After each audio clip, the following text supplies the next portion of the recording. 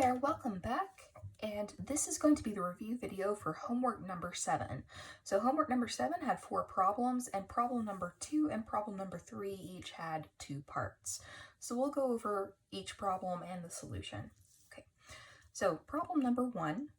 All right, so you were given a transfer function below, and you needed to express this in the standard form. So we discussed the standard form in class number 16, and really homework number 7 only dealt really with class number 16 and 17, those 2 lectures. So really all the information was condensed in those, and those happen to be shorter lectures because I'm not answering questions during lectures anymore. So yay, that was less talking for you to endure. But question number 1, so you're given this expression and you notice immediately, well, you're in the S domain, so that really should be the first place to start. So let's look at that solution. Okay, so for our transfer function here, the first thing we want to do is step from the S domain to the J omega domain. So we make that swap. It's just a simple substitution, and we are left with this expression here. You can see that we don't have a simplified form. Okay, we've got terms that are not a j omega divided by something plus 1, and that's the kind of look that we're looking for in the standard form. Okay, that helps us pick out the zeros and the poles quite easily. All right, so the first thing we want to do in that case, once we're at this stage, is to go ahead and make that swap. So we will say for just this 0, let's look at this 0 first. We're going to divide both of these terms, the j omega and the 30, inside these parentheses by 30. Okay, the goal is to get some term involving j omega plus 1. Okay, so in order to do that, to divide both sides by 30 and not change the problem, we're going to need to multiply by 30. So we do that here. We're left with j omega over 30 plus 1, all of that multiplied by the 30. Okay, so if we were to distribute that again, we'd get the exact same thing. Now we repeat that exact same procedure for our 2 poles that are on the denominator here. And we have a 19 pulled out here and a 150 pulled out here. Okay, so now we have a 950 times 30 divided by 19 times 150. All right, so we simplify all those terms, and you should be left with 10. Okay, I tried to make this a very easy, works out to be an integer rather kind of problem. Okay, so we've got 2 poles, yes, and 2 zeros here. 1 zero is at the origin, the other 0 is at 30, 1 pole is at 19, the other pole is at 150, and those are omega values, those are frequency values. Okay, problem number 2. We have 2 plots to draw, or 2 Bode plots rather, both the magnitude and the phase angle for each one, and 2 transfer functions. So I've pulled out the features from each of these transfer functions for you to make it easier, just to highlight that, okay? And we discussed each one of the plotting rules in class number 16's lecture. So constant 25 for, just let's look at part I here, a 0 at 10, and then a pole at 150, okay? All right, so if we were talking about the constant, the first thing we'd want to do there is switch it over to dB. 20 log base 10 of 25 is about 28. It's actually 27.9 something, but we rounded it up here to 28. Okay. Since this constant, this 25, is positive, now you only want to use the positive version of this, the magnitude, in this dB formula. Okay, so even if this were a negative 25 like we have in part II here, you see we have that negative sign, you wouldn't want to put that negative sign in this formula. Okay, the negative sign affects the phase shift, so it affects the phase plot only. We can just use the magnitude for the magnitude plot. Okay, all right, but in this case we do have a positive number, so we know that this only affects our magnitude plot. It does nothing to our phase shift plot, as we discussed prior, in the lecture 16. So the next feature was the 0 at omega equals 10, and for this, for the 0, so it's not at the origin. For the magnitude plot, our rule dictated that there is no contribution, no dB contribution until we actually hit that frequency. So at omega equals 10, then we start our +1 slope for our log plot, which is also equivalent to 20 dB per decade. Okay. For the phase plot, there's actually a 0 degree contribution until we get to 1/10 of this frequency. So at omega equals 1, then we apply that +90 degree shift, making sure to hit +45 degrees at omega equals 10. So that's the halfway point, kind of. It's the actual break frequency itself. So 45 degrees should happen around there. Now we can stop that at omega equals, omega 10 times omega rather. So this will be 100 in this case. So that's our range from 1/10 of this 0 to 10 times this 0. That's our range to apply our +90 degree shift in the phase plot. Okay, so we're going through this explanation, then we're going to draw the plot. The last feature was the pole at omega equals 150. Now for the magnitude plot, this had a very similar effect, only it was negative shift. It has 0 dB contribution, so nothing really happens until the frequency itself, omega equals 150. So at that point, we then start to apply that -1 slope, which is equivalent to -20 dB per decade. So we have that downward shift now once we hit that frequency on the magnitude plot. At the phase plot, we need to take 1/10 of this, which is 15, omega equals 15, and 10 times this, which is 1,500. Okay, that's our range to apply our -90 degree shift, and we make sure we hit the -45 degree shift around the omega equals 150 mark. Okay, so let's see what our plots look like. So I've tried to, like we did in lecture, draw this piece by piece. Here's the magnitude side, here's the phase side. So for our 28 dB contribution from our constant value, it affects only the magnitude plot. You can see we have a 0 degrees here at the phase. And then for the 0 at omega equals 10, again, 0 dB contribution until we actually hit that 10 frequency, and then we apply our +1 slope, or +20 dB per decade. Same kind of thing, because we're dealing with a log plot. All right, for the phase plot side, we actually have to take that 1/10 of it, so that's going to be omega equals 1, and the end of the range is 10 times the omega, which is 100 in this case. So this is our range to apply the +90 degree shift over. We make sure to hit +45 of our shift at 10, which is our actual frequency. That's our 0 frequency right there. Okay, next part is our pole. So very similarly to the 0, we do nothing on the magnitude side until we hit that 150, and then that's where we have our -1 slope, or -20 dB per decade. For the phase side, until we hit 1/10 of the pole frequency, which is 15, and 10 times that, which is 1500, we apply that -90 degree shift in that range and make sure to hit the -45 degree effect at 150. Now, I want to make sure you know this is not strictly -45. Now, when we get here to our cumulative plot where we're adding all these pieces together, it doesn't mean that I need to hit that specific degree. This is all adding together. So this is a shift on top of whatever else we have going on by that point. All right, so we look at these plots that we have up here, and you can add them together, and you can come up with the approximate plot altogether. And so that's what we've done here with the magnitude plot and with the phase plot. So we can see, for example, with this phase plot, I can see I have nothing until omega equals 1, and then I have this upward shift. So I know that my cumulative plot, because nothing again is going on down here, is going to start going up after omega equals 1. So it goes up, but here when we have omega equals 15, we start to go down. So we're not going to go down depending on this slope right here. This is a -1, this is a +1. So we know that these two are going to cancel each other out past this point. Okay?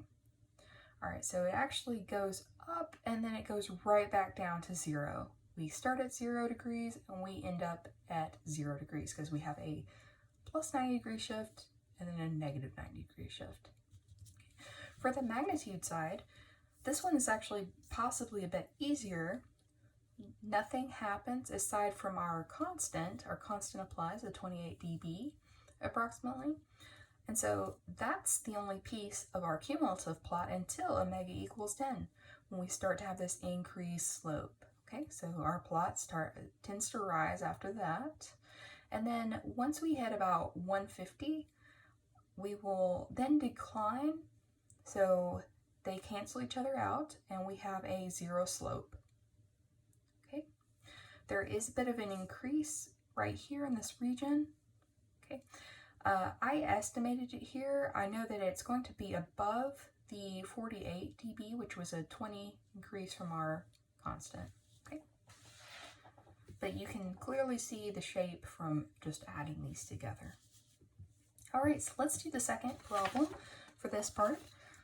We have a negative 25, so we can reuse that dB value 28, but we do have that negative sign. We have a 0 at the origin. We have a pole at 200. So the constant, of course, is going to now have that magnitude shift of 28 dB up, but it's going to have a negative 180 degree phase shift on our phase plot, and that's where that will show up. So that's how our negative sign is taken care of. The 0 at the origin will cause the magnitude plot to pass through the omega equals 1 point at 0 dB. And just from our lecture, those are our sketching rules. We will also have 0 at the origin causes the phase plot to have a plus 90 degree shift immediately. Okay, and if nothing else happens, it stays there. Okay, so our cumulative plot for the phase is actually coming together really easily. We have this negative 180 plus 90, so we're minus 90 so far across the plot. Okay. The pole at omega equals 200 causes the magnitude plot to have a 0 dB contribution until we hit that specific frequency, and then because it's a pole, we will have a minus 1 slope, or minus 20 dB per decade. Okay. The phase plot now for this, we have our 1/10, which is 20, and our 10 times, which is 2000. That is our range. We apply our minus 90 degree shift over that range, making sure to hit at omega equals 200, the negative 45 degree shift halfway point of that effect. Okay, so if we were to plot these, this is problem number 2 again, and part number 2, then our 28 dB effect from our constant for the magnitude plot, for the phase plot, negative 180 degrees. Okay, and then we have our 0 at the origin, which causes us to go right through that omega equals 1 point on the magnitude plot. Okay, and we have that plus 1 slope, or plus 20 dB per decade. And for our phase plot, it causes an immediate plus 90 degree shift. Okay. Now for the pole at 200, so nothing happens on our magnitude plot until 200, and from that point onward, if nothing else happens, we have a negative 1 slope, minus 20 dB per decade. Okay. For the phase plot, we have our 1/10, which is 20, and our 10 times, which is 2000, and we apply our negative 90 degree phase shift over that range, making sure to hit negative 45 at the 200 mark, our actual pole frequency. Okay, so now when we add these all up, you can see that we have just a straight line across the board, adding this effect, that we should have this shape replicated with just the negative 90 degree shift. Okay, so by the end of the plot, we should have a negative 180 degree shift because this pole does shift it down. So if you just add these together, you should keep that shape and keep this magnitude. Okay. For the magnitude plot, whether I said magnitude meaning the sum of all the phase angles, the y-axis rather. Okay. Magnitude plot 28 dB, so that shifts our plot up 28 to start. Then we have this slope come in. That's the first immediate thing that happens at omega equals 1. Okay, so that's all that's going on until omega equals 200. Okay, at that point we have a shift downward. So the shift upward, the shift downward, the two slopes, they cancel each other out. So we have a slope of 0. So it's just a flat line beyond that omega equals 200 point. Okay. All right, so that concludes our two Bode plots for that part. Now we have problem number 3. Okay, problem number 3 was the Nyquist stability criterion usage kind of problem. So you are given an open loop transfer function and you're also given a Nyquist sketch. Okay, so we can see from our open loop transfer function that we have one open loop pole in the right hand plane. This is a positive 5. Okay, so knowing our formula, we can point that out. P equals 1. Okay, we know that just from the open loop because P in our formula was the number of open loop poles in the right hand plane. Okay, having our sketch handy, we can see that here's the negative 1 point. We don't actually encircle it at all. So n in our formula would equal 0. Okay, so just applying the stability criterion, we should have n equals negative p if we're talking about the positive direction of encirclement. Okay, this doesn't happen. So if this isn't met, and of course we had discussed the other part of this where if we are touching the negative 1 point, we have either marginal stability or instability. We definitely don't have stability. So what we can say about this formula, or about this system, is that it is unstable. We know that. And that is because the criterion is not met. We know it can't be marginally stable because we aren't touching the negative 1 point. Okay, I took this a bit further. This wasn't required by the problem, but we applied the analysis formula just to find out how many closed loop zeros, that is z in our analysis formula, are in the right hand plane. Okay, and it turns out if you plug in the numbers here that we already found, you get 1 0 in the right hand plane. Okay, the second problem from our problem number 3, this is part B, we have this GOL here given to us in this Nyquist plot. So we can see that we do encircle the negative 1 point one time in the counterclockwise direction. So n should equal negative 1. And then we have one, again, pole in the right hand plane, this open loop pole in the right hand plane. So we know that P equals 1. Okay, so P equals 1, n equals negative 1. For our formula, n in the clockwise direction should equal negative P. So we should have negative 1 equals negative 1. So it works out. The stability criterion checks out. For the second part of this, of course, just from our plot, we know we aren't touching the negative 1 at any point, so we know we don't have a pair of imaginary roots. Okay, so this is a stable system. And then I took it again one step further, used the analysis formula, and in this case we have z equals 0 for this problem. All right, so the last problem was problem number 4.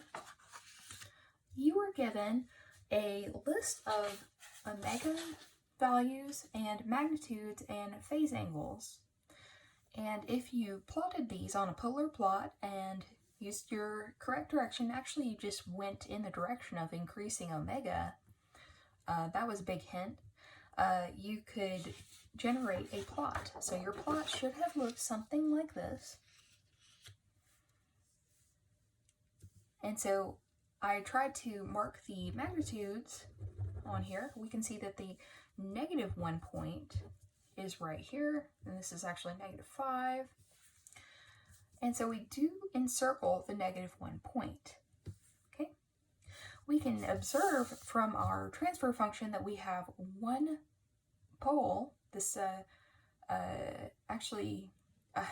pointing to the 5, that's in the left-hand plane, the S minus 11, this right here, we can see that we have a pole in the right-hand plane, open loop pole in the right-hand plane, that is P. It's given that everything else is in the left-hand plane, so of course -5, and then everything that's labeled left-hand plane poles would be in the left-hand plane. So we just have that positive 11. So P equals 1 for this problem. We also know that N equals -1. We're going in the counterclockwise direction, and we do encircle the -1 point 1 time.